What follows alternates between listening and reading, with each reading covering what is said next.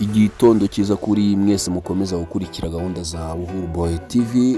Uyu munsi tuje ahangaha hari inkuru tugiye kubagezaho. Ni inkuru iramutse ivugwa mu binyamakuru bigiye bitandukanye. Ni inkuru irimo kuvugwa ku muhanzi w'icyamamare bita Maître Gims. Biravugwa ko akurikiranyweho gutera inkunga imitwe y'iterabwoba.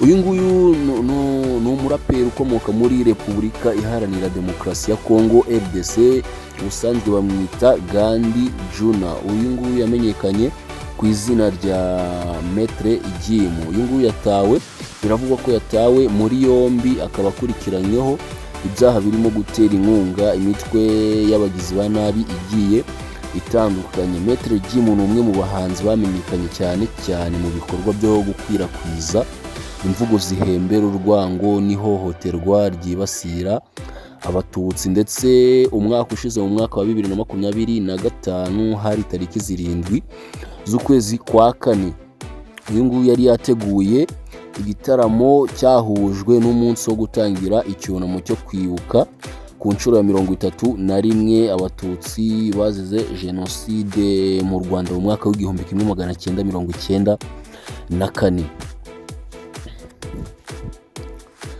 Iki gitaramo cyari cyiswe Solidarité Congo.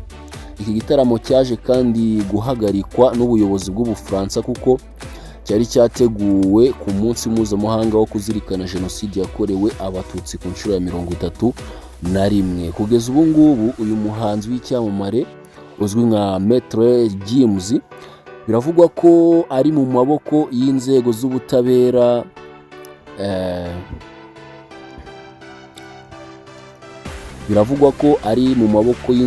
z'ubutabera bw'Ubufaransa, aho ari kubazwa ku byaha bifitanye isano n'ibikorwa by'iterabwoba no kuba hari amafaranga abona, ariko ayo mafaranga akaba aturuka mu bikorwa binyuranyije n'amategeko nk'uko byatangajwe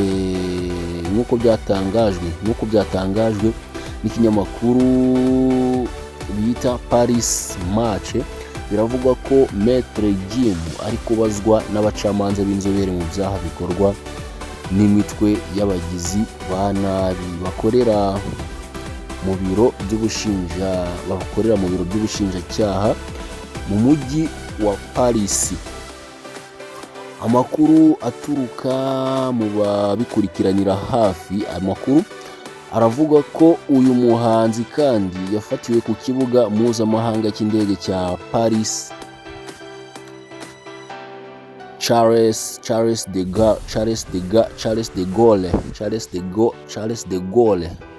Gaulle, mbega igifaransa kirakaze.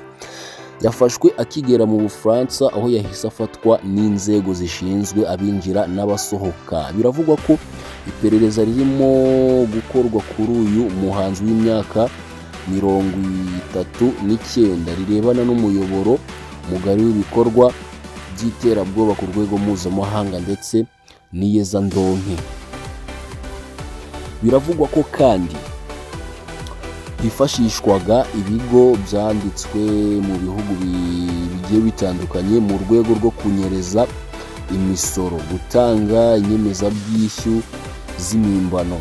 Urumva ko arimo gushinjwa ibyaha byinshi bigiye bitandukanye. Gusa kugeza ubu ngubu nta makuru aratangazwa ku